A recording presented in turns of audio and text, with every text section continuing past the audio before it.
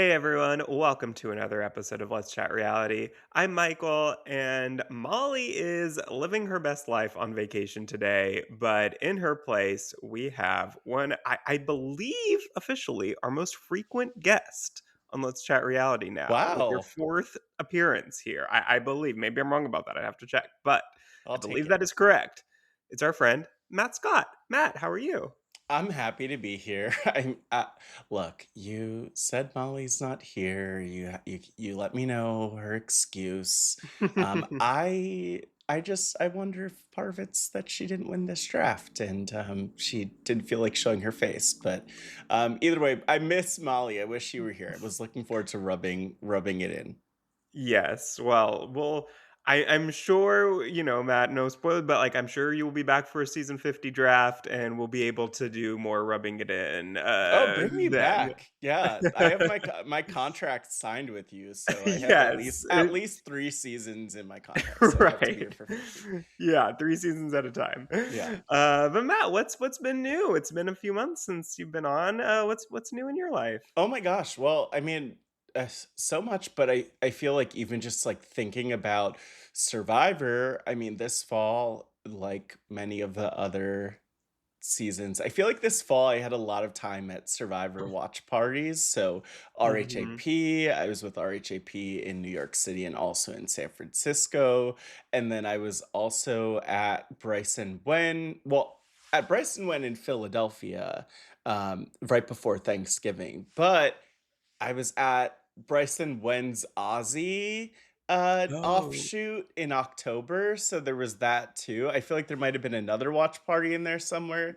So, I mean, it's been a good survivor-filled fall. I love it. And it's nice to be around the community and then like see people and like we of course first met in person at one of these watch parties and one of Yeah. these live shows and so like that has a special place in my heart. So, I'm doing well and I'm happy to be here and it's been fun like tuning in, just popping in, seeing what you and Molly are talking about, feeling a little jealous along the way that I wasn't here for the conversations, but I knew I'd be back, so Yes. it worked out. Definitely. Yeah, no, watch parties are so fun. I went to one last night for the finale and Mhm. in Houston, and it was great. It was a great turnout. It was great to just like it was a good episode to watch with a bunch of people. I feel like because there were lots of moments that were unexpected, and we'll get into everything. But Oh, yeah.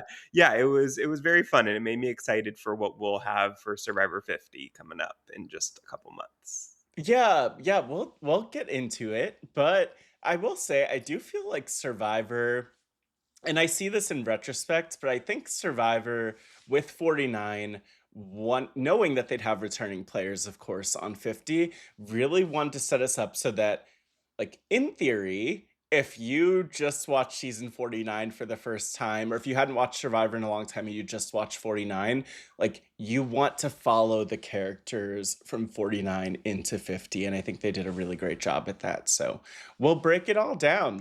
There's so much from the finale to talk about, and There really is. I'm glad that it was exciting and it didn't feel like it dragged or anything like that. Like lots of fun moments along the way.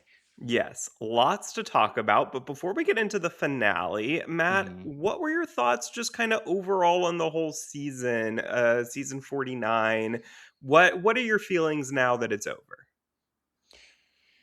You know what? Really underrated. I This is one of the things that I think frustrates me. Not to start with the negative, but just to get it out of the way, But because I that means think you end with the positive, so I think that's good. right, Yeah. right. We all have it in mind. But it's just that sometimes it's easy for us to perceive a season, whether that's 49 or even 50, and then come out with all of our takes about like, what are they doing? This is boring.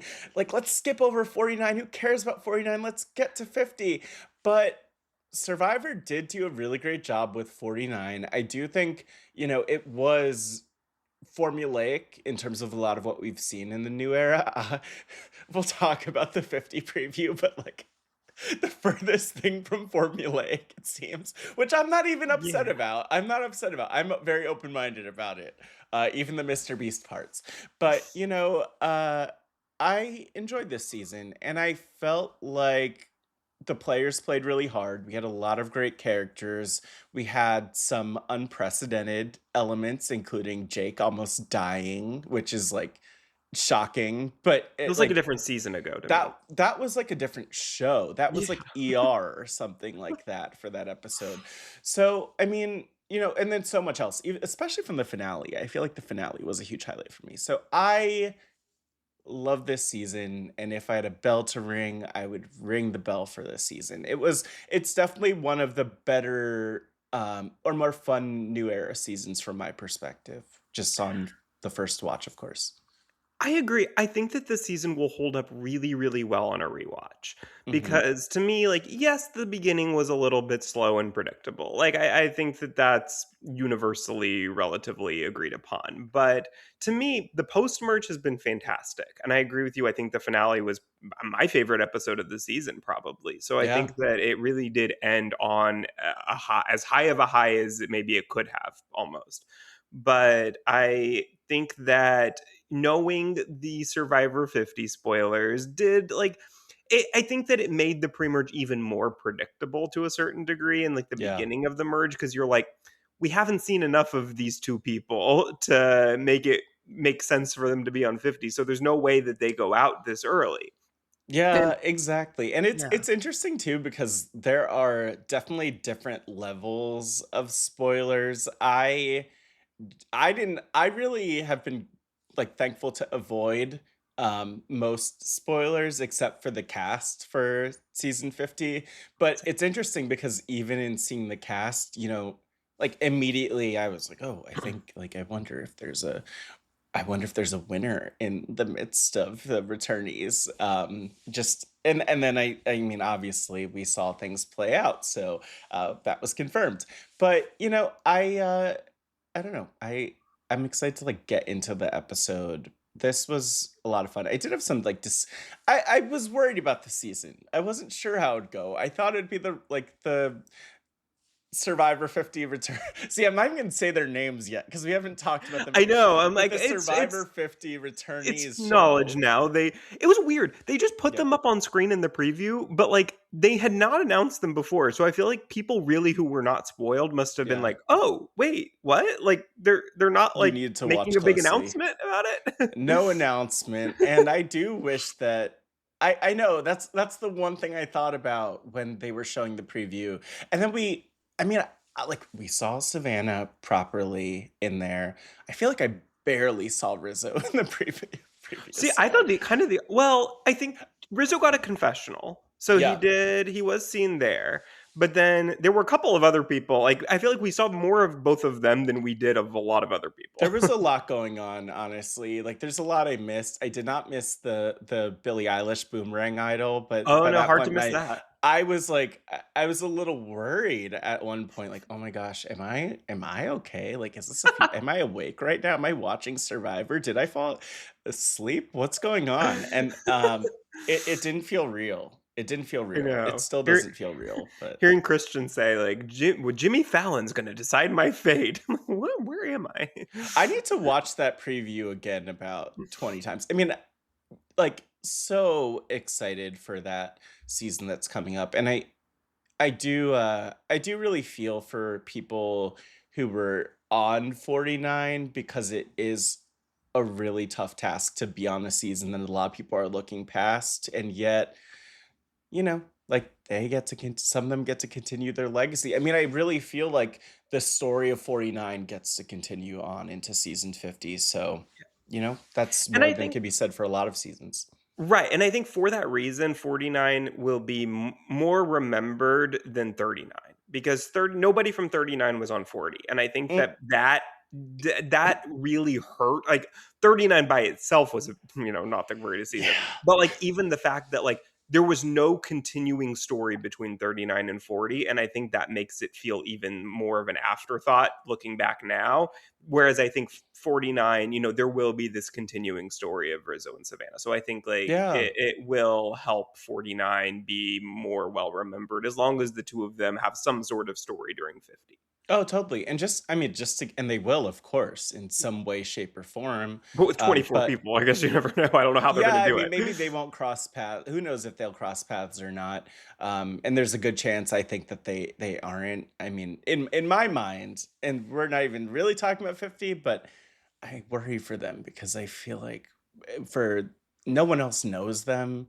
There's this idea of like better the devil you know than the devil you don't. And it's like, well, does that mean that you take out the two people who just got here who may or may not be telling you the truth? Looking back to Russell Hantz in his Right.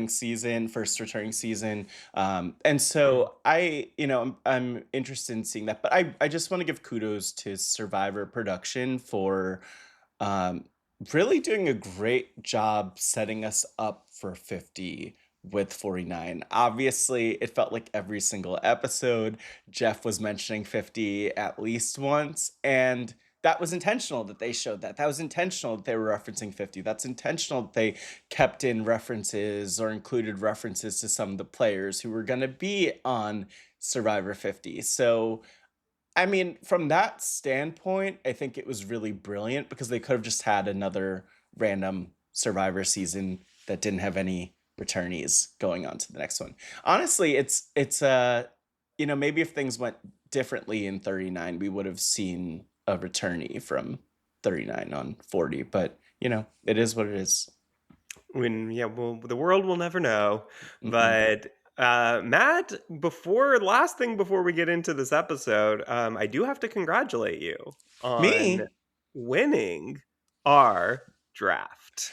Preseason Look. draft. I should have put up applause cue ready, but Matt, you are our winner. You had Savannah on your team. You also had Sage, so you had two of the final three, which is very impressive.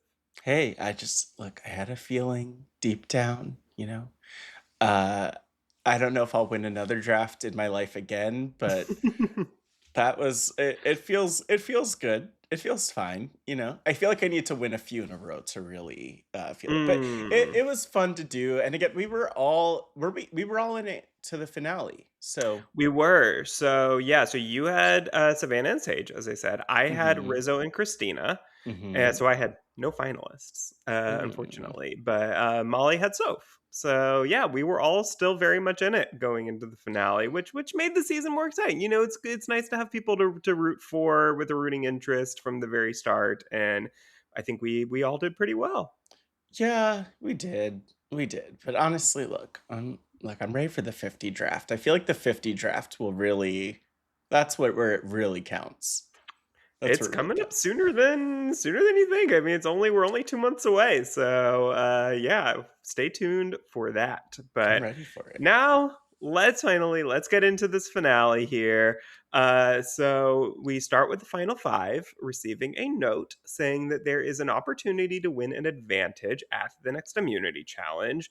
They have to put together a puzzle that will show them the location of the hidden advantage, which Soph ends up finding. They all have kind of trouble finding it at first, and then Soph finally has the idea to look up instead of down, and she finds it in a tree, and she wins the advantage. I was a little bit annoyed. I love Soph. I love Soph so much. Let me just first say that. And I also say I had the chance of meeting her brother at Oh, RHAP. Love her iconic. brother. He's an icon.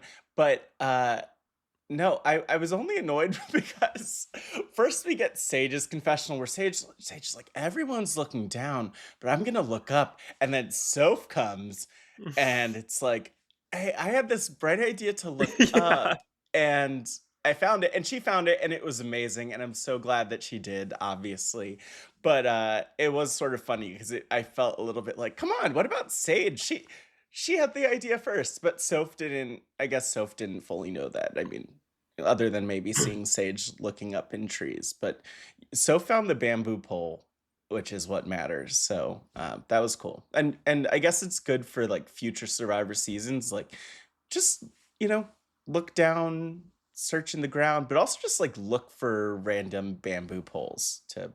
Or ropes, or Yeah. Oh, whatever there yeah. might be lying around that might be able to get something from a tree. Yeah, like I wonder what made them all think originally that it was going to be on the ground, that they had to dig for it, because I feel like a lot of times immunity idols and things are hidden in trees and not necessarily on the ground. So it was interesting to me that like all of their first instinct was to keep digging. Like I wonder what it was. I didn't pay too close attention to like what the actual map was showing, but I wonder if it was something about it that made them think that, or whether it was just instinct that like, oh, maybe all the idols this season have been on the ground. I haven't been paying that close attention to it, I guess, but I don't know. I think it was just subliminal because all the time Jeff's out there like, dig, A dig dig, yeah. deep. And so they figured they had to dig deep, you Yeah, know? But I mean, I like guess so. apparently the map, according to Sage, I believe, something about it indicated that it wasn't going to be on the Oh, ground. But then again, like when you see Savannah and others digging, it did. I don't know. The ground kind of looked a little distinct. Like I remember mm. seeing Savannah go up and dig on this one part of ground that looked like I don't know if they were rocks or but it was like white at one point. I'm like, well, that's weird. So why wouldn't you dig there? But yeah, I would have done the same thing. Yeah, yeah, I guess it's one of those things where it's like one person starts doing it and then you see them do and you're like, "Oh, I guess this is what I need to be doing." Maybe Totally. they know something that I didn't see, and so you just kind of instinctually just kind of follow the crowd. And they were tall trees too. So, you're not planning on climbing the tree to get something from it. And who would have known that there'd be some sort of tool to get anything from the tree? So I Yeah. actually had no clue. I figured that Soph was gonna have to like shake the tree somehow to get it to I fall thought she was gonna out. have to, like, climb it or something. I was like, "Oh, this is might be a little dangerous," but Just a little. Yeah, yeah, right next to running on wet rocks, but yeah, that's the season. Dangerous yeah. fun. Yep, that's Survivor these days. Mhm. Well, at the immunity challenge, then, Savannah ends up winning, even with Soph's advantage. Savannah still takes out the win here, and in doing so, ties the female record of 4 immunity wins. And I mean, it's crazy to me that it's so few women have had 4 immunity wins. I wonder what is the record for men? Do we know? Is it That's like what I 5 or wanna 6? know. I was just gonna ask you if you know, I because don't. I don't, I'm not even sure. Gosh, this is bad. But I'm not even sure I'll who d holds the record for I'll men. do Is my it research. I'll do my research because like I would love to know that, but I do think I don't know, it's interesting because that to me, Savannah's record was one of the surprises about this season, like, I mean, who knew that she'd be such a challenge beast, but also when you think about her legacy, like, hey, that's one of the many ways to cement it, though. I feel like honestly, like her immunity run and tying the record is like for me not even at the top of the list of reasons that she, is maybe on the path to being a survivor legend. I love that. 100%? Yeah, to me, like it's very impressive. Do not get me wrong. I think it's incredibly impressive to win 4 immunities and everything that she's done with that. But I am not somebody like if I'm on the jury, I don't care about challenge wins. Like that is one of the last things that I would take into consideration when I vote for a winner. So, as impressive as it is, it really probably wouldn't have much effect on who I would vote for. No, it definitely wouldn't for me just because like it, all of these challenges, like every challenge, or I should say, when everyone's cast and in the show, like obviously there's some people who are better at the challenges than others, and I'm not gonna be out there winning the challenges, so I'm not gonna look at winning challenges as being something that qualifies you to be amazing. And I did think I found the record for the men, Oh, okay, I'm which looking it up too. Yeah. yeah, it looks like, and I see this post from it's well, one of many places I'm sure that has this information. But 5 wins apparently Okay. from are there 5 different men that are tied for this or 6? It's Oh, wow. Ozzy in season 13, Terry Dietz in Malcolm. season 12, Colby in season 2, Tom Oh. Westman in season 10, Mike Holloway in season 30, and then Brad Culpepper in season 34. I don't know where Malcolm is on Mm. that list. I don't know where he's on this list, if he's won I 5. feel like I probably could have guessed about half of those, and then half I don't think I would have thought of. Yeah, I'm at. I'm actually surprised that there aren't, even more people on that list, but Yeah, 5 allegedly is the record per that season, sounds of right. course. That sounds reasonable to me. So yeah, I I loved it. believe that. But after winning the immunity, Savannah also won a reward with that challenge, and she decided to take Sage with her on that reward. So, what did you think of that decision for her taking Sage? It's, I mean, great. Why not? Take Sage, you're good with Soph, you're good with Rizzo, bring Sage along. You maybe bring her in a little bit in case she's on the jury. Maybe that gets you a Mhm. vote, especially from her. Sage being a bit more of seemingly an emotional player with some for decision making. So maybe that'd carry over to the jury. So I have no problem with that, especially in a world where Savannah really wanted Christina out. Like I think it makes sense. Yeah, I think the only thing that I was worried about with it was that she was then putting Christina on a beach with Rizzo and really and Soph Hmm. and really risking the fact that she could convince them to vote her way. So that was the only thing, but I feel like I don't think she anticipated Yeah. how hard Rizzo was going to be wanting to keep Christina. Yeah. Well, I mean, I think that the other piece though is that you have like Soph and Rizzo there. And so I mean, if you trust both of Mhm. them, there's that. But then also there's a little bit of babysitting because is Soph gonna turn against Savannah's decision making, and then Rizzo's there and could use that against Soph or vice versa? I mean, I don't know if there was a bad move there or a good move there, but I don't think that choosing Sage was a bad move either way. But yeah, I mean anything could have happened. That's the point. Like I loved that conversation where they're not talking about getting out Christina, they're talking about getting out Sage, and I totally understand it. And that's a whole other question of like if it was right to vote out Christina there. But like, I did feel like it was a good that was another good moment where it wasn't just spoon fed to us that Christina was gonna be voted out there. Yeah, for sure. Well, this is really the first time in the game that we've seen Rizzo and Savannah having a difference of opinion on who should go home for the most part Shockingly. throughout the whole season. Yeah, they've been in lockstep, and Savannah is worried about Christina's fire making abilities, and that's seemingly one of the big reasons why she wants her out. And Rizzo thinks the Sage is a bigger threat in Final Three. So, which line of thinking did you find yourself leaning towards more? Oh, that's a great question. I mean,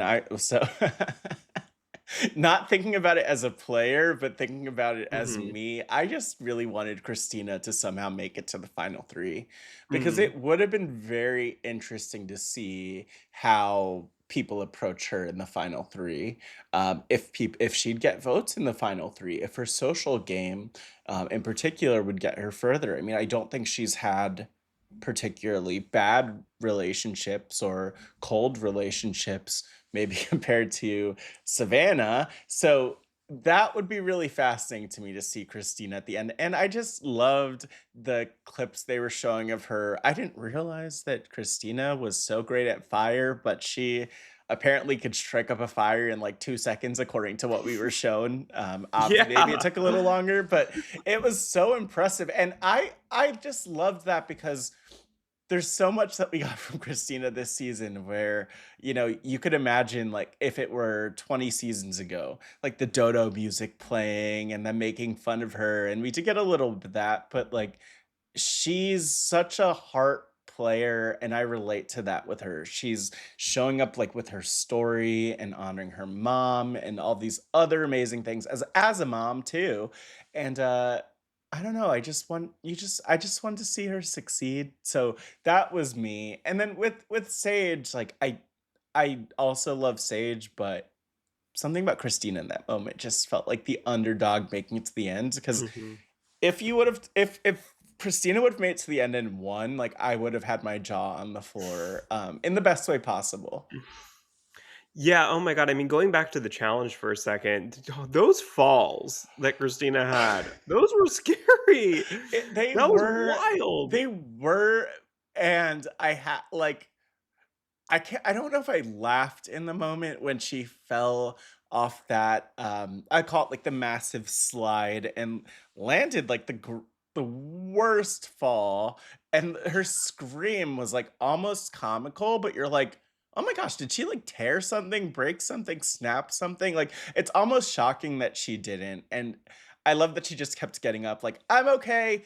I'm okay." It's like, "Christina, you are limping, your leg's falling off, like, you have only 1 arm left, she felt the barrel that she fell off of and, like, probably hit her head on the barrel on the way down, like, that, I'll tell you this, that made me feel better that if I were ever on Survivor that, like, I could survive, I'm not gonna die if I fall, because I would fall so much worse than that. So Oh my I god. appreciate her, and it was, like, a little bit of comic relief, but also just, like, I mean, I remember earlier in the season, Christina going up to some sort of puzzle or something they completed after they won, and she did the Michelle Fitzgerald and went to kick it and, like, fell gloriously, and I feel like that's a lot of Christina's story this season, so, I yeah. know. I was like, "Are we gonna have a medevac at Final 5?" There was, like, a small part of me that in that, like, those last couple of falls, I was like,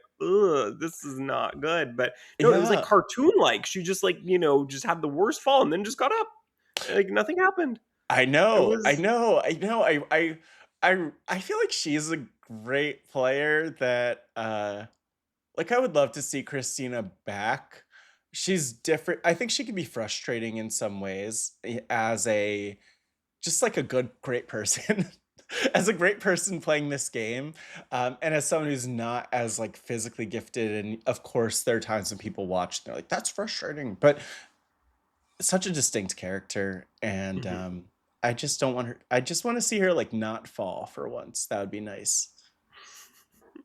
That's Yes, rough. That yes, was really yes. rough. I hope she's But yeah. okay wherever she is. Yeah, no, she seems to be fine, and, she was a very, very fun person to watch. I think just, like, 'cause she seems like you said, such a just genuinely good person, Mhm. and I think sometimes, like you said, like, those players can be a bit frustrating because they might not make the strategic move that you want them to make at all times, but I think that what makes someone like Christina so interesting to watch is that she is only who can only be who she is. And Exactly.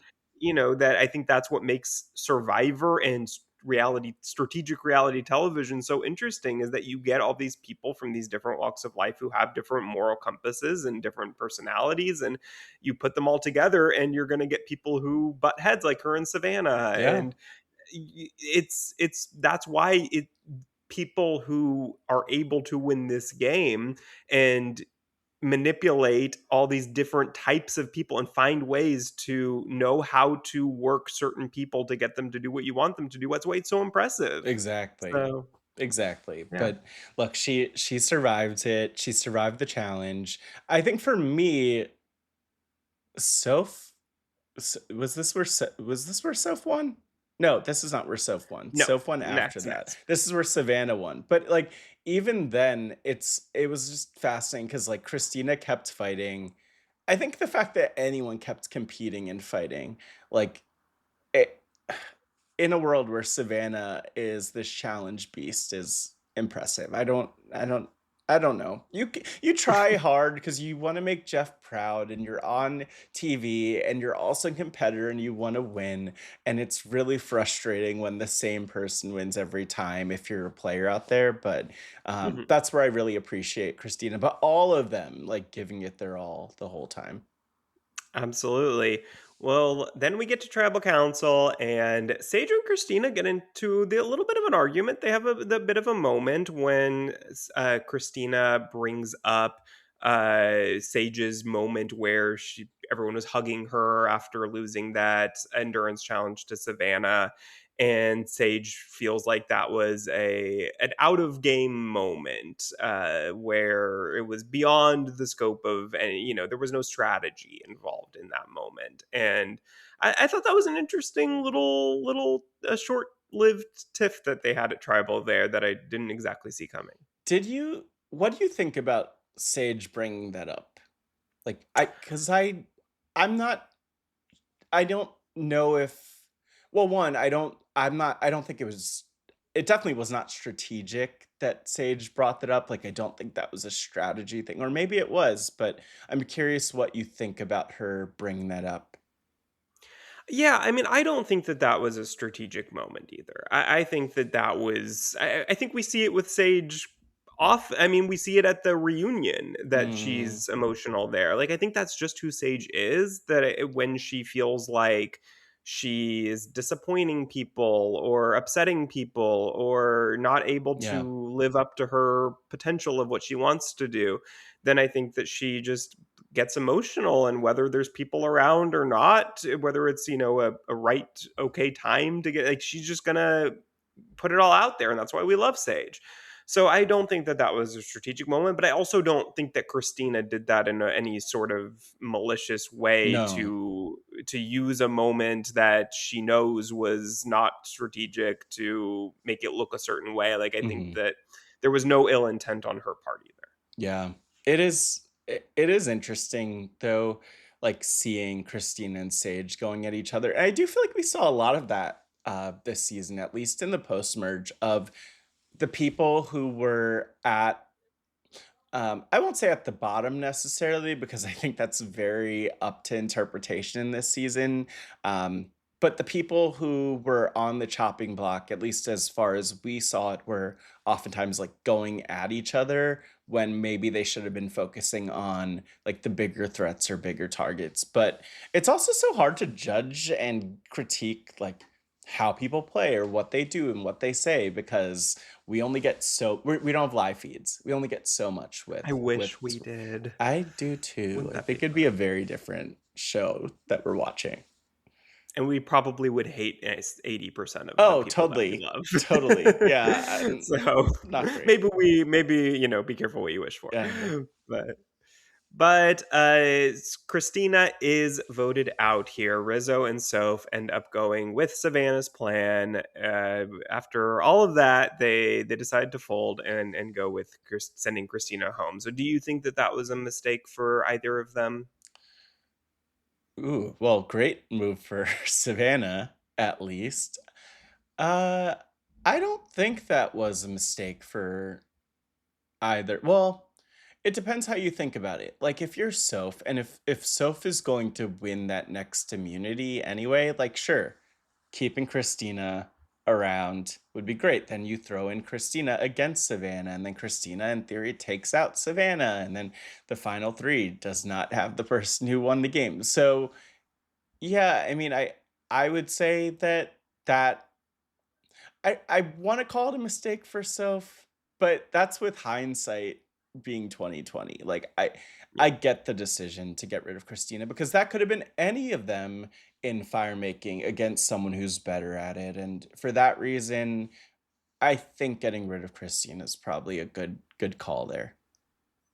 Yeah, I think it's hard to know because it's almost impossible to know who ends up winning that next Exactly. immunity when you put in a different player, and it's like, okay, who, it's a mistake for whoever I guess would have gone into fire against Christina. Like, it's so hard to know that, so Yeah. I feel like it's hard to know who it's a mistake for. Well, it's interesting though because it we all could have easily assumed that Savannah would win. That would be what like probably the best pick if you chose odds going into that last immunity challenge just based on her track record. And Savannah was the one who was pushing against Christina the most.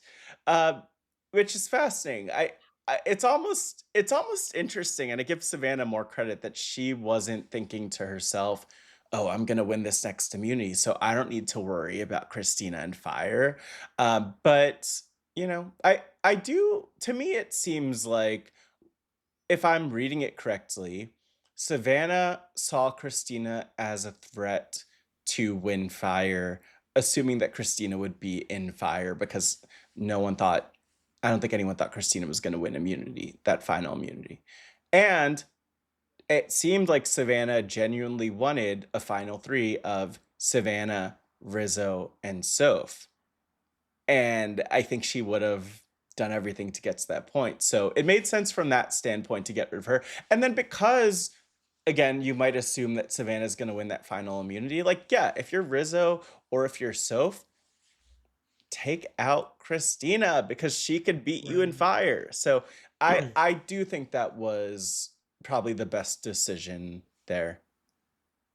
Yeah, I think when you think about it that way from their perspective, assuming that Savannah is most likely to win immunity, and then that would force one of them to have to go against Christina. Yeah, I can understand them being a little bit afraid of that and Yeah. thinking that they have a better chance doing against Sage than Christina. So it gives them a better chance of the three of them all making it to the end together, which at the very least, they're all telling each other is the goal. Whether it actually was for all of them or not, we will find out in just a second Right. that it may not be. Mhm. But, knowing that the three of them are telling each other that that is all three of their goals, then that makes a lot of sense. Totally. Yeah.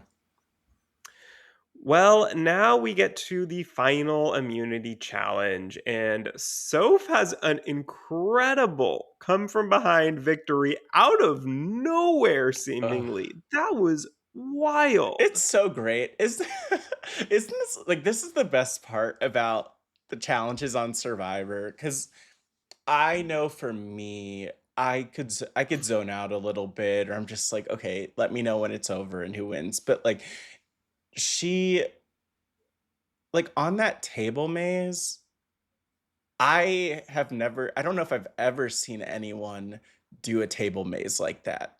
Like No. so unafraid, just aggressively, flawlessly, apparently. That was Like, does shocking. she have that at home? I mean, she must. She probably, yeah, she probably just has table mazes lying around and does them all the time. No, Oh I mean, my but you know god. what? Maybe my thought, and this is maybe just like a guess, but if you are that behind, and also if you're Soph, you're not expecting to win. She hadn't won otherwise. In fact, like she was on the Blue Tribe, which famously did not win. Ever, So it's you know if I'm her, maybe it's a little bit of like I thought I was already out of this challenge. I haven't won. What do I have to lose? I'm just gonna go for it. Or you know, there's a yeah. reason I'm still in it, and I'm gonna go for it. So I love that, and I love the, like, I'll say, like, aggressiveness that she was playing that challenge with once she realized she was still in it. If she gave up, we wouldn't have seen that win, we would have seen a very different scenario, so that was amazing to me. That was I wish we had, like, a ranking of, like, top challenge come from behind victories ever, because that That feels like a Palladium video waiting to happen, oh, right? yeah, who knows? It might be on his YouTube right now, so we'll Yeah. see. But no, yeah, that was crazy. I wonder if Soph almost after the not this past tribal, but I guess the one before Mhm. that, where she tried to play her knowledge of power, failed. I feel like she probably had almost resigned herself for at least a few minutes there to thinking that she was going home that night.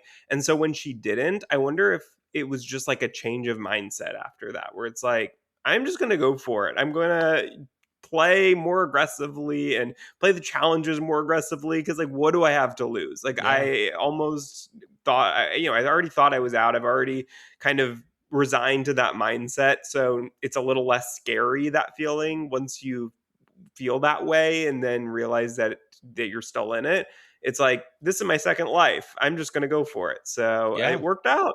Yeah, yeah, no, I believe it. I mean, I've heard I don't know if I've heard Jeff say this or if I've heard people say that Jeff has said like, "Play like it's your second time," and like Yeah. that's kind of what it felt like, where it's like, "What do I have to lose?" So good on Sophie, and I, you know, she had I feel like she had so much love from the fandom throughout the season, or she's just like a fun player to watch. She was really great at the game. So this felt really nice because to me, it's just this reminder of like she's still in it. It's not over. She could still win this season. And I do really believe that there are multiple scenarios where she could have, especially looking at this final five, where she still could have won the season. Yeah, I mean, I think that a lot of us, after the knowledge is power was went the way that it did, a lot of us said, well, there goes Soph's chance of winning this game because her one shot was using it on Rizzo's idol and betraying Rizzo and Savannah. And I think that a lot of people felt like that was her one shot to make a game winning move. But we're now in a position with her winning this immunity where she has another chance to make a pretty good big move here. And so now she has to decide who she's going to bring with her to final three and who to put in fire making. Yeah. Now, Rizzo tells her that if she's going to put him in fire, to put him against Savannah, which that was a very surprising, to me at least, to hear Rizzo say that. Is loyalty dead? What are we doing? Oh my gosh. But it makes sense. Like I like that I love that Rizzo's head was still in the game, especially Hmm. after season 48 where I will say I did really in 48 just talking comparing that with 49. I appreciate loyalty. I appreciate people sticking together. I appreciate the heartfelt moments. But it's good to see that people want to win the $1 million. Like I would love to be loyal to someone in the game, and I would also love to win $1 million. And I think Rizzo saw that if and I think rightfully so, like if he's sitting next to Savannah in the end, they might be splitting votes because they were playing so closely together. And then let's say that they're both there with Soph, for example. Does Soph win because they split votes? What happens there? Um, I don't know, but I think that was a good call by Rizzo. Like really optimal gameplay. And I do think, of course, like Soph's choice was also a great Sophie's Sophie's choice. choice. so Sophie's choice was also a great choice to make. But this was again another thrilling moment. Also fun when you're like when you realize that Savannah doesn't know how to make fire, apparently. That is the most wild thing to me about this little segment that we had here is knowing that so many of them don't know how to make fire or don't feel super comfortable with it at least. And it's like, how do you go out on this show and not practice that night after night after night? You would think that like I would just leading up to it, even No. if I had just had like a couple weeks notice, I would just be doing it every as much as I could. Look, could you make fire, Michael? No, but I haven't tried to go on Survivor.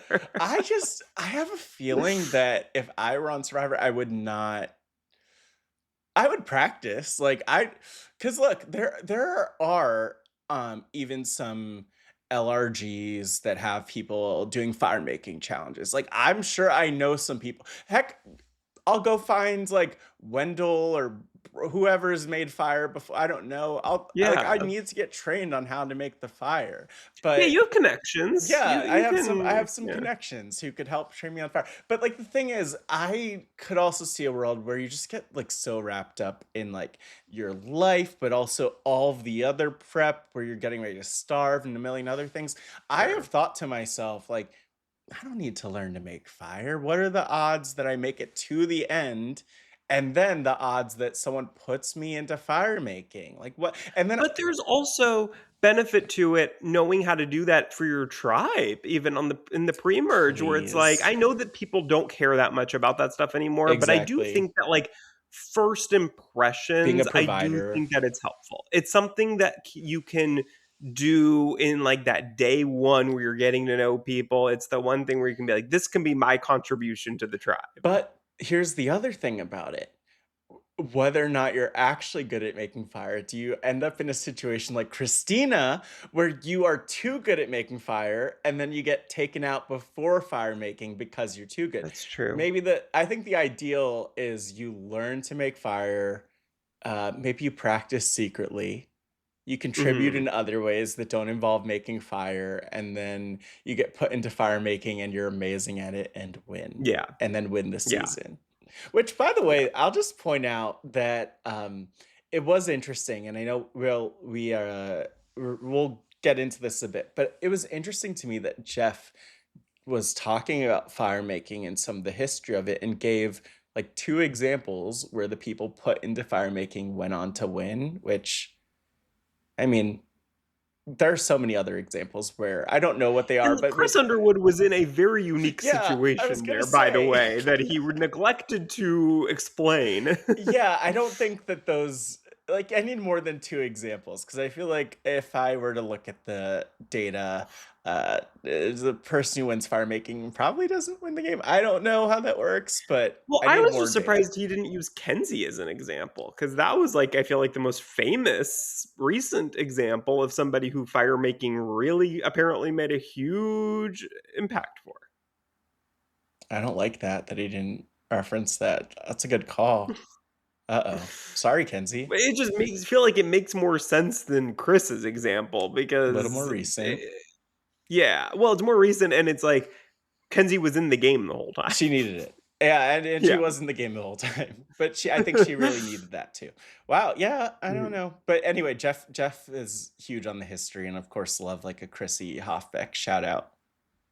Of course. Yeah, that, was interesting where I was like, I wonder if he kind of knows at this point in time that Chrissy is likely to be on Oh, 50, and so he 100%. wants to remember why she's going to be on 50 because she's one of the weirdly to say, she's one of the most further back I mean, and people on that it's season. funny because even the players and we don't really know how much Jeff references or doesn't reference Survivor history out there, but we saw a lot of it this season, so Yeah. that was nice. Yes, it was. Well, Soph does end up bringing Sage to final three with her, putting Rizzo and Savannah against each other in fire. Savannah wins, making Rizzo the final member of the jury. I was really hoping that we would have a Becky and Sundra Yeah. moment for a little bit there. It was taking them a bit of time. I was like, ooh, I hope that we get a good callback to our queens, but no, they both did pretty well. I actually want to ask you about this because to that point, and I would love if anyone could break this down, but with fire making, obviously, it's not just about winning fire making. Like it's about doing it in a way that's also impressive. Like if you're there Mm. for a while, again, doing the Becky and Sunder without the matches, of course. But if you're just there trying for a long time and the jury is getting bored or they're seeing you struggle, I wonder if that lowers the value of winning fire making at the end. I do. I would Because I imagine. think that who was I just watching on RHAP like a week ago? It was very recent. Oh, it was Shaheen. Hmm. And I believe he was saying that who was in fire making last season? I am having why am I Well, struggling we to know remember that who? Eva and Joe and Kyle were at the end.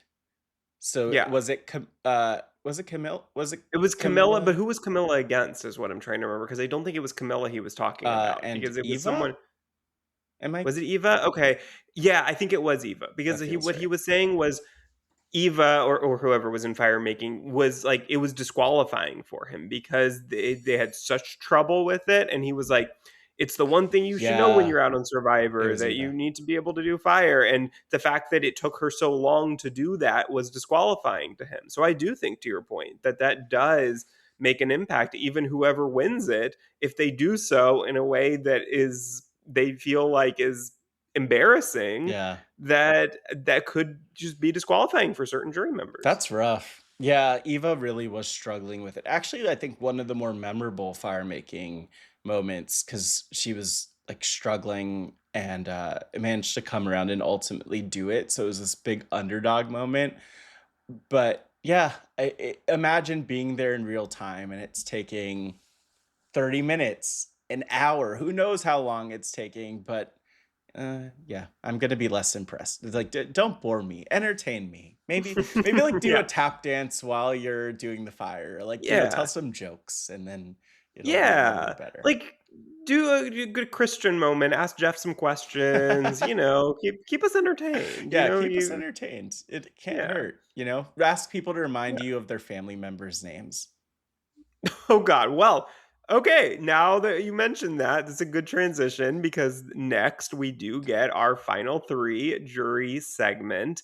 And what were some of your, I guess we can start with Christina's question. I Well, think that's the big. I mean, before we get there, I'll just mention, have they been doing it was kind of like a version of the rites of passage, but they weren't like walking Yeah. around. Have they been doing that every season?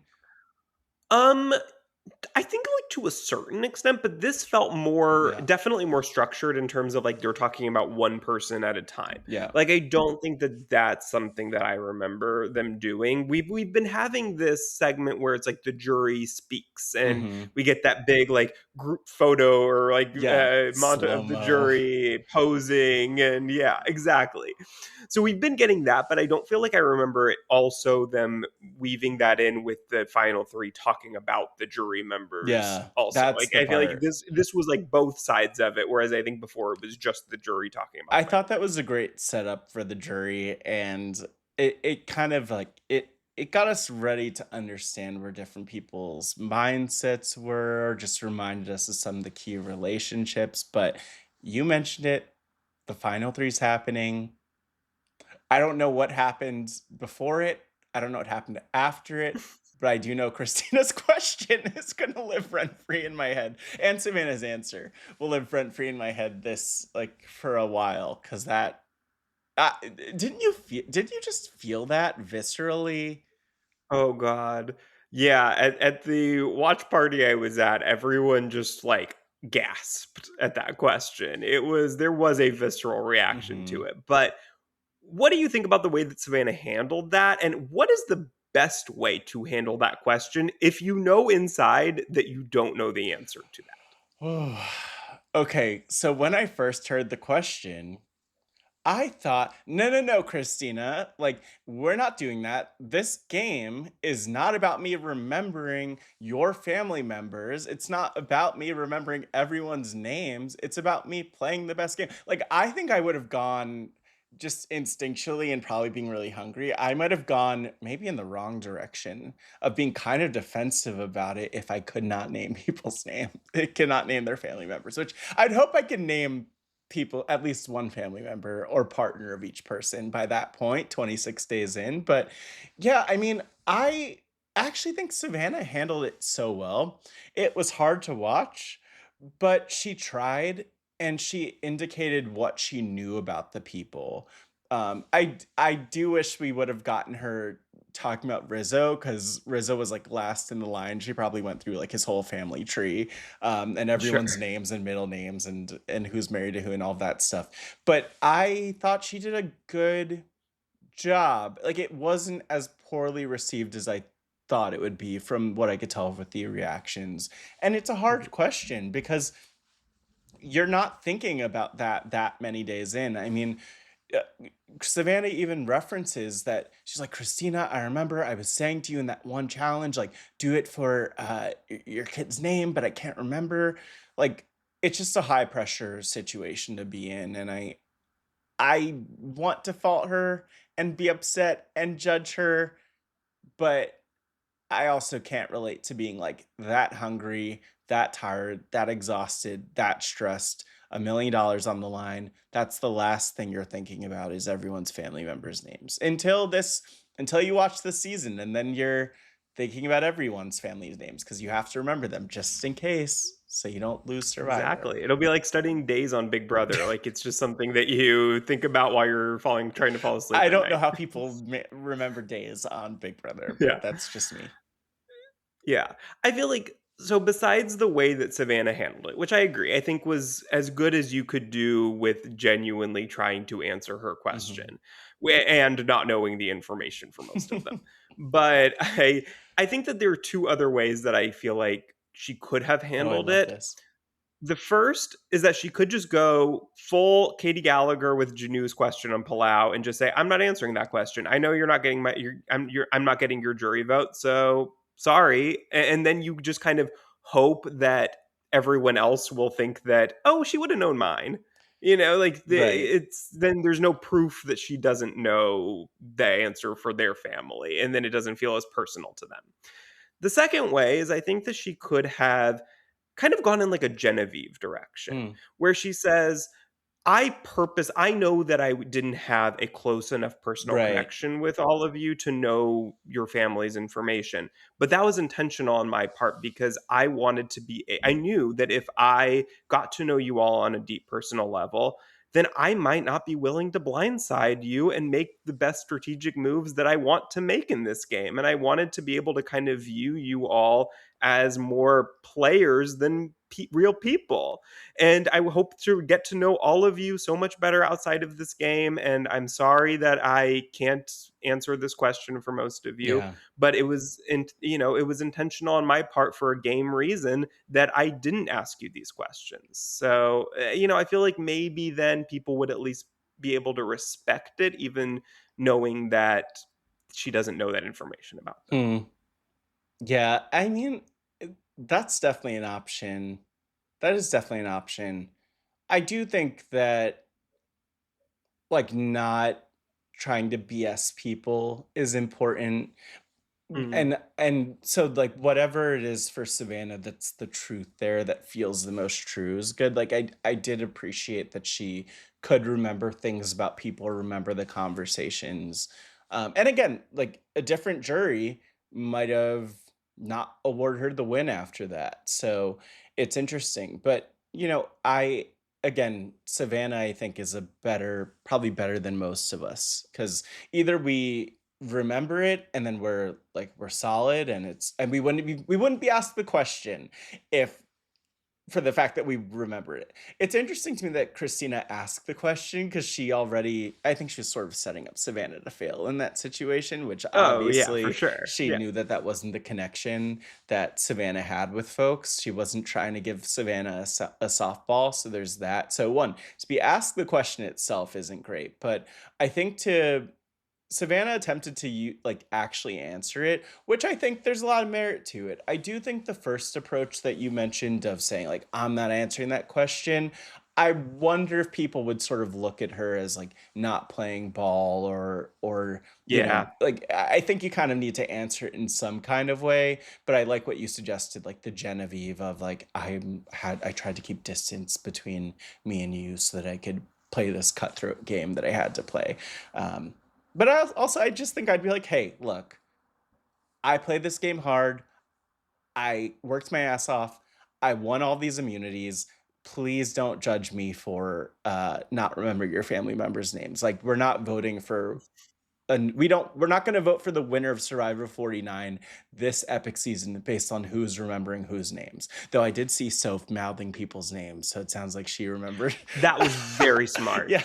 I thought that was brilliant because then she doesn't even ask the question, No. but she's showing that she could Like have a answered Drag it. Race lip sync, she was almost, like, pointing to her mouth, like, enunciating so much, so That was very, very smart and savvy for I her agree, on I her part. agree, I like that. I think Maybe that was great. do you think that, like, in the final tribal, with every question, just, like, assume that people could read lips and just mouth your answer to every single question? Yeah, they're like, "Okay, let's speed this up and get to the pizza party. All 3 of you answer all questions at the same Yeah, time." And yeah. just like Oh my just gosh. one of you say it out loud, the other 2 mouth it, and Yeah. we'll, watch whoever's answer we're most curious Hey, I about. love it. Oof. Yeah. Were there any other questions or answers that kinda stuck out to you from this part? I was gonna I mean, that definitely jumped out. There were some other smaller moments, but like that was the big one by Yeah. far. I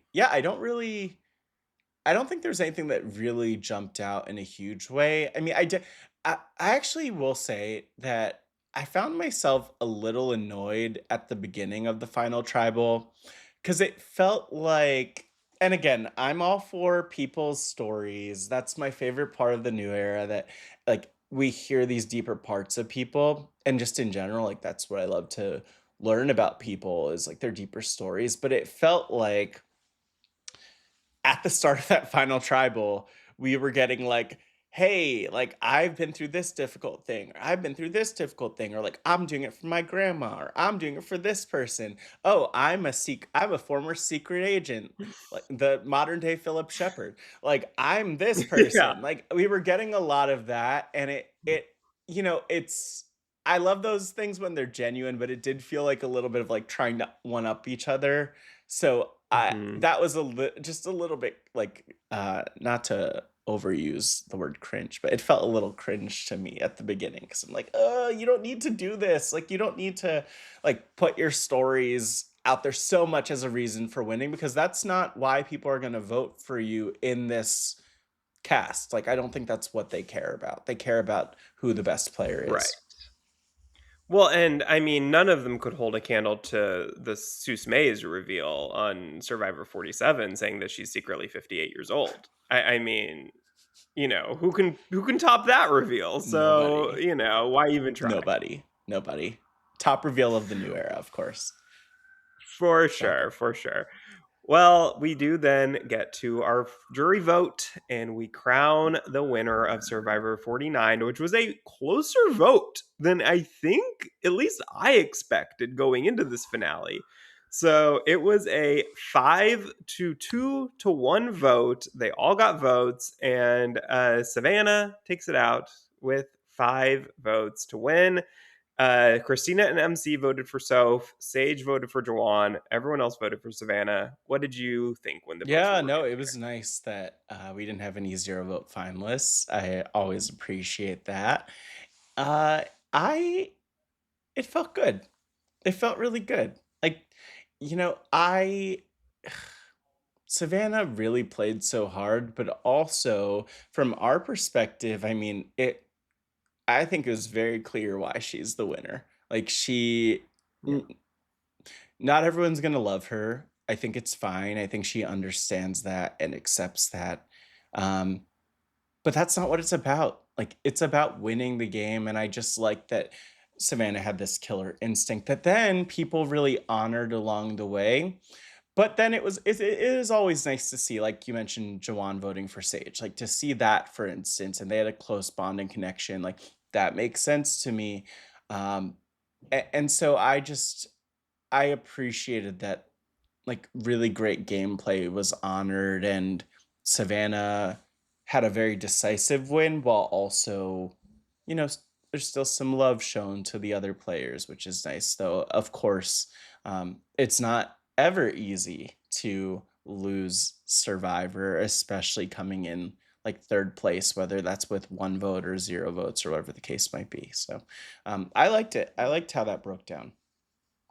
Yeah. And I just realized that I never mentioned that this was the first all female final three since San Juan del 20 Sur and 10 seasons, years 20 ago. seasons, 11 years is what it is. So it's like Yeah. to the date, Natalie Yeah.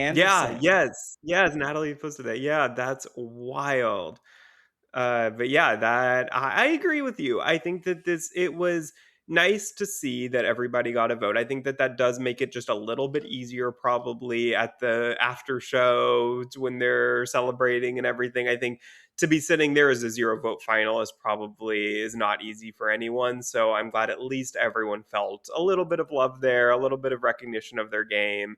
And I think that Savannah absolutely deserved this win. I think that the edit just kind of made it so that any other winner, I think, Mhm. going into tonight would have felt just a little bit undeserved, not undeserved of It their would have, game, but yeah. undeserved in terms of the story that we were Right, told. the So, edit being the key yeah. because it's interesting. Like I mean, I get the sense that Sage felt like she had a better chance because of what she assumed her win conditions were. And we mentioned Chrissy Hofbeck earlier, but one book that I love, the book that Chrissy Hofbeck put out is Winning Conditions, which is Mhm. really all about how do you make sure that you are speaking to what like the decision makers that are in front of you care about. She talks about the jury on her season of Survivor talks about Survivor juries. And I just felt like Sage did not have a great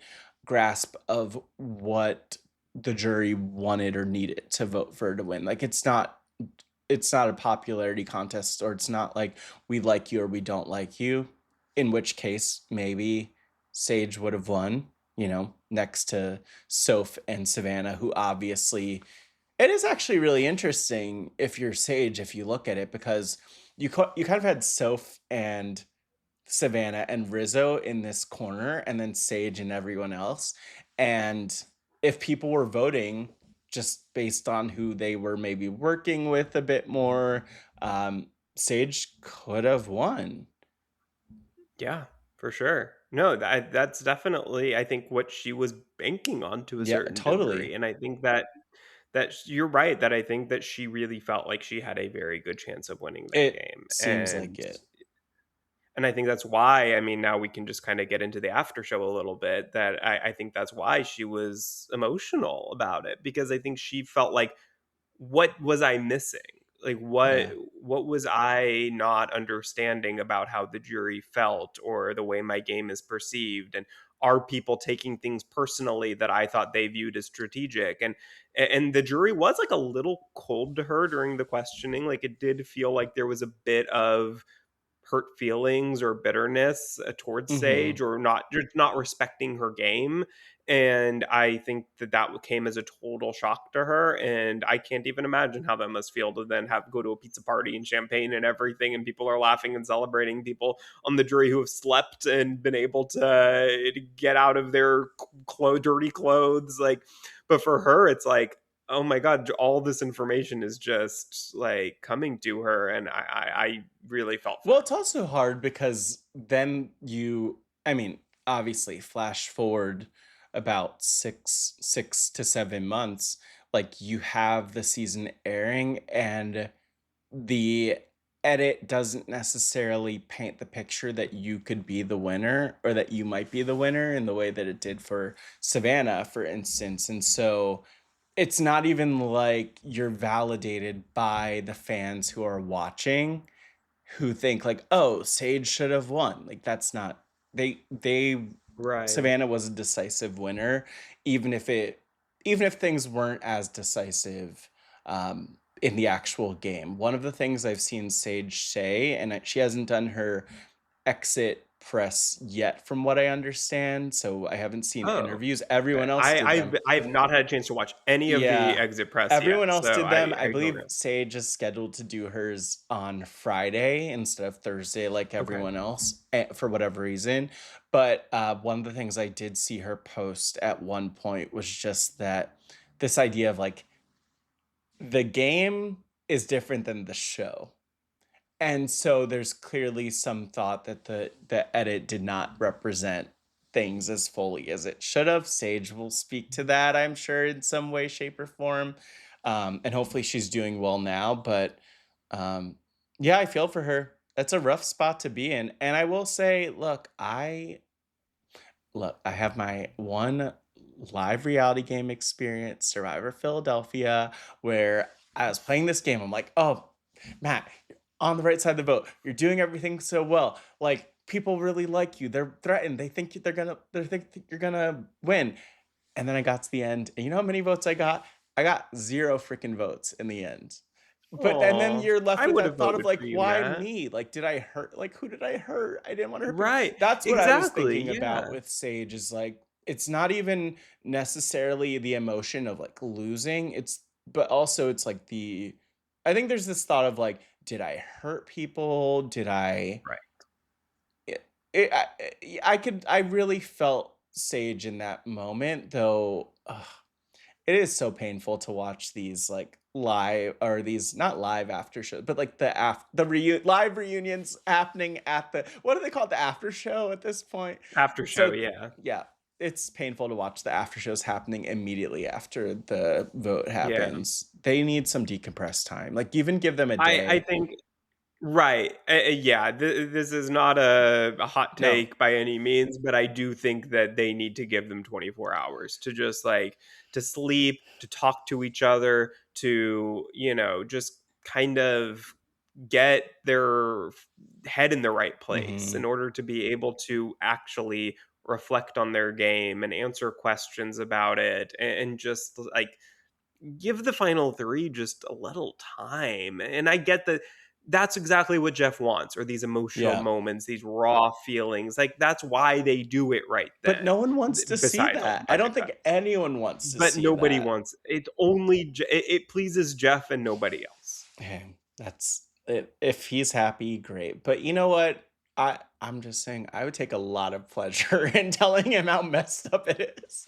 I'd be like the first one out, like the mayor of Ponderosa, on the jury, and I'd be like, "Jeff, can we just cancel this? Like, can we wrap this up and just do this tomorrow?" Yeah. Like, it's not. She's crying into her pizza. Like, it's I ugh, know. no one should It's cry hard into to watch, pizza. but yeah. No, no. Oh my god, especially pizza when you haven't eaten barely Oh my anything, like, all gosh, this time. Oh my god. Eat it. seriously. Oof. But, it sounds like, Survivor 50, maybe we're gonna get the live reunion show back, so maybe if this goes well, then and they see where Jeff is reminded how much fun it is and the advantages of doing that, then maybe we'll get something back for the 50s that are at least more similar to that, even if they don't have the budget to do exactly that every year. I wonder actually. I do wonder because obviously it's been filmed. I wonder. I wouldn't be shocked if they filmed the after show in Fiji just in case. And they're like, just kidding. We're gonna do the Yeah. live reunion and not actually show any of that. I wonder what how they approach it. There's a lot I wonder about. I think there's a lot that all of us wonder about with 50, of course. Yeah. Yes. And I wouldn't even look, even if they do like a small little after show in the moment, I'm okay with Yeah, that as long as it's we also get a live reunion. Like I think there yeah. are certain things that are nice about answering certain questions in the moment. Like just doing a quick 5-minute version of it where you ask the final three, like the winner, how are you feeling? What is this like? How okay, it just the very basics of what we want to be asked in the moment and get their raw reactions before watching everything back and then go to LA and do the live There reunion is after there that. is part of me though that actually like I'm very curious. I don't want to see it, but I kind of at this point now want to see the after show with the people from 50 because it's so much more intense. Like, yes, you've done it before, you've played the game before. If you're Suri or Ozzy, you've played the game like 5 times or however you want to count that with different iterations of Survivor. But it's interesting. Five and four and a Four and a half, half. as No, no, someone no. would say. Wait, Yeah. no, we don't do half games here or half wins. But no, it's like it's interesting because the uh I just I would be interested to see how the returning players navigate the after show. Like, are they chill? Are they cool, calm, collected? Or are they complete mess? Because they have all these deeply embedded relationships in the like. I don't know, but I also don't really want to see that. I don't want to find out. I think if we're hoping for mess, I think we might be disappointed. I mean, look, who knows what's going to happen out there? There could be, really bad betrayals and everything. But I kind of feel like people that have played the game that much are able to turn that part off I a would bit think more so. than most I others. would think so. So I think But I that, yeah, also wonder if yeah, if there might be a situation where, you know, depending on some of the bonds, and maybe this isn't the right combination of people for it, but like depending on some of the pre-existing bonds or relationships, maybe some of the choices that happen will just hurt a little bit harder or, cut a little bit deeper. But we'll see, I guess. I mean, that's what I think you kinda hope for in an all-star That's what it season is is. that that's what you want with those past relationships, past histories. That's why Yeah. shows like The Challenge are so Oh good is yeah. because you get that on a regular basis, and every so often you get a big betrayal, and, that ends up turning into a whole mess. So, we'll see what We happens. will. But we did get our first preview officially of Survivor 50 with some interesting guests that we alluded Yeah. to in the beginning of this. We get Zach Brown, which didn't know he was a Survivor fan. We get the Billie Eilish Boomerang Idol, whatever that means. We get Jimmy Fallon mention and an appearance from Jimmy Donaldson, Mr. Beast himself, who we already saw a crossover on the other way side of that with Jeff Probst cameo on Beast Game Season 2. now it seems like Mr. Beast is making a cameo on Survivor 50 You as know well. what? I'm okay with it. I'm happy about what we're gonna get because there's nothing like one getting the preview for a new season, but then getting the preview for 50 where we actually saw everyone and we're seeing what they look like nowadays when they're out there and we saw them actually competing a little bit. Um, that felt really nice. And I'll say this, like, I get not being a Mr. Beast fan. I hate watch Mr. Beast too. Every single video at this point. I hate watched Beast games. It's all good. But um it is what it is. Like Survivor trying something new. Um it's not going to be we're not going to get Now it'll be very interesting actually with some of these idols and advantages because maybe we will get a lot of references to Mr. Beast or to Billie Eilish or to Zach Brown, who I don't even know if he has. Is that wait? Yeah, that's his name, Zach Brown. Zach Brown of the Zach Brown Mhm. Band. I was Zach like, Brown who's Band. that? Yeah. Sounds like a very generic name. So I'm like, who's that? Did I just make him I up? know, it But does. Yeah. yeah, no, it'll be fun. It'll be interesting. It'll be quirky. I think we could laugh about it along the way. Like, we don't need to take our Survivor too seriously. Um, and if Mhm. that means having a Billie Eilish boomerang idol once in a while, I guess, like, we'll just see how it goes. Look, it's a cute name. Yeah. Yeah, I think as long as it doesn't distract too much from the game itself, I'm okay with it. Yeah, Like, if it's just a quick, like, they're there for a couple minutes and they announce whatever new thing is going to be in the game that they're doing, then they go away and, we just kind of reference it as their name blank. Like, I'm okay with that. Look, if that's what they feel like they need to do to get the younger viewers to make the sure. show relevant again, fine. I'll take it if it means we get more seasons of Yeah, Survivor. I mean, I think there'll be a lot of negativity toward 50 leading up to it because of some of these new changes. But no one like if anyone's Survivor production is listening to us right now, don't listen to us. Well, listen to Let's Chat Reality, but don't listen to us because we're going to watch no matter what. Like, that's the Right. thing. I'm gonna be so happy that Survivor's on no matter what. I'm gonna be happy anytime I get to any of the watch parties and get to enjoy the show with people and then listen to Rob joke about, you know, like Jimmy Fallon or Jimmy Kimmel or what Jimmy Donaldson or whoever whatever other Jimmy they bring in. And you know what? There's so many Right. other people I'd rather see in All Stars, but I am hopeful that in the 50s we'll get more of that. Heck, like I'm just gonna put it out there. I would love to see a fans versus favorites with like fans who actually could beat some favorites. Like give me all sorts of combinations. Give us some theme seasons. Like there's so many great people though who we've had cast on the show in the new era and far before it. So let's see them. Bring them out. Yeah. No, I mean, that's what Rob was kind of talking about, I think, a couple weeks ago somewhere, was that now's the time to do fans versus Mm, favorites again, because now in the new era, we're actually casting yeah. fans. Whereas back when the original fans versus both times, both original fan versus favorite seasons, were these people really fans? Like, a lot of them seem to just kind of be recruits that maybe had watched a couple seasons of No. the show before. Yeah. So, now I think if we're casting like we continue to cast like we have been in this past era of the show, then it could actually be a very interesting I hope we do get fans versus favorites at some point. We'll see. But look, we have 50 here. We have a lot of favorites. We have some other people who have a chance to prove themselves as favorites.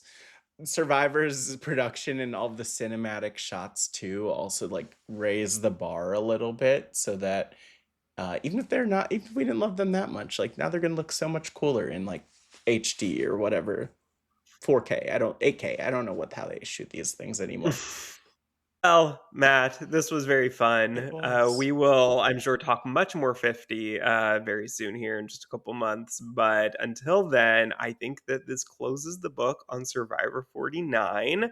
And where can our listeners keep up with you? What do you have going on in the near future? Anything to plug? Yeah. Well, people could find me Matt Scott GW on the different platforms, but especially Blue Sky. I'm on Instagram. I don't post there, but I'm on Blue Sky. I like to post random Survivor takes once in a while, like I did the other day for the finale.